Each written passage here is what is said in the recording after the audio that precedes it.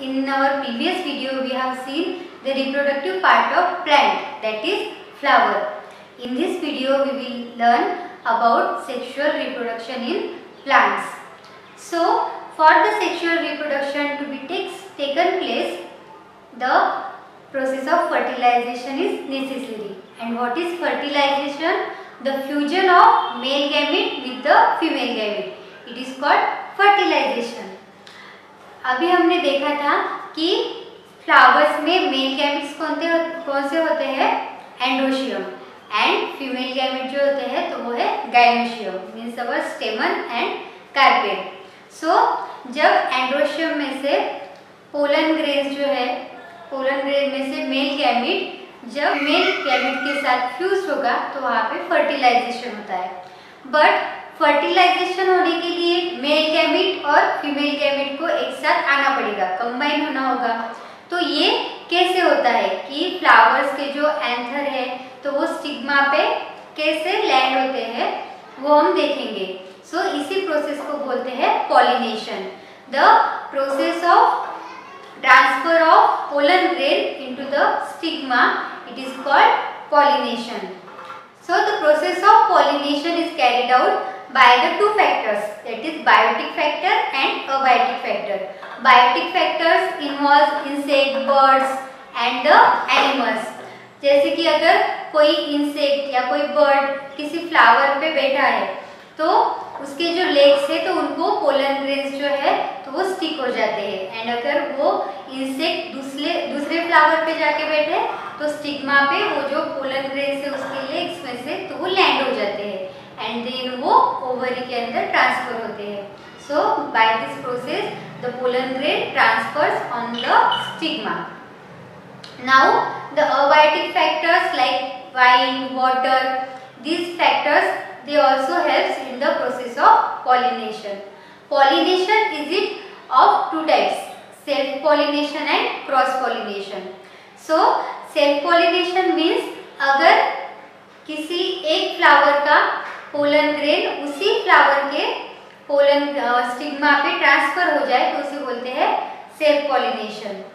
और cross pollination means कि अगर किसी फ्लावर का जो एंथर है या पोलन ग्रेन है तो वो दूसरे फ्लावर के दूसरे प्लांट के फ्लावर पे ट्रांसफर हो जाए तो it is a cross pollination.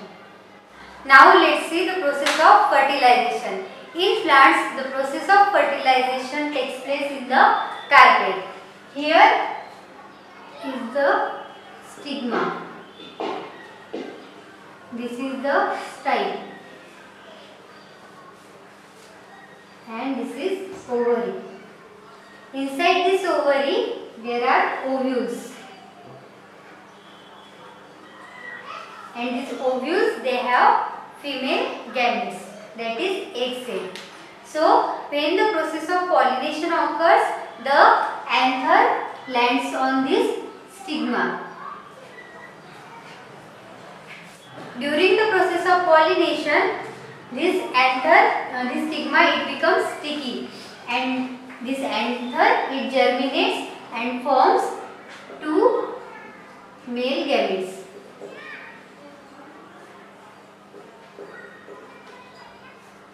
Pollination के बाद ये जो एंथर है तो उसमें टू मेल गैमेट्स फॉर्म होते हैं एंड उसी के साथ यहाँ पे एक पोलन ट्यूब फॉर्म होती है. दिस पोलन ट्यूब इट इलोंगेट्स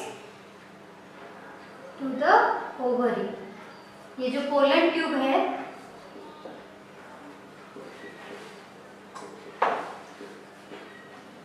तो ये ओवरी तक जाती है.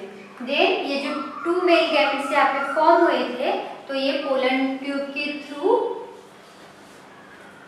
ओव्यूल्स तक पहुँचते हैं. देन यहाँ पे पोलन ट्यूब जो है तो वो बर्स्ट हो जाती है एंड जो मेल गैमेट है तो वो फीमेल गैमेट्स के साथ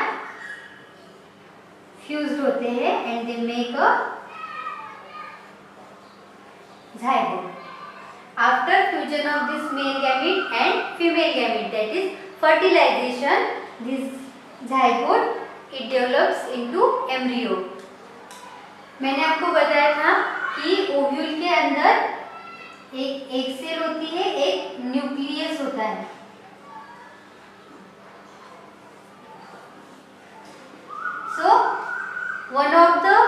gamete it fused with the egg cell and the other with the nucleus, and that is why it is called double fertilization, क्योंकि यहाँ पे दो बार fertilization हुआ है, एक मेल गैमेट एक सेल के साथ फ्यूज होता और दूसरा न्यूक्लियस के साथ, and this nucleus it develops into the endosperm which provide food for the new baby plant, and this egg cell it develops into the zygote and then into the embryo, and this embryo is our baby plant. After the process of fertilization, जब ये जो zygote है तो वो develop होता है, तो ये जो ओव्यूल्स है तो वो सीड्स में डेवलप होते हैं, and ovary it develops into the fruits, and जब भी ये फ्रूट बर्स्ट होके सॉइल पे पड़ता है एंड सॉइल में उसे सफिशिएंट अमाउंट में वाटर, न्यूट्रिएंट्स या ह्यूमिडिटी अवेलेबल होती है, तो वहाँ पे हमें न्यू प्लांट मिल जाता है या वहाँ पे न्यू प्लांट ग्रो होता है.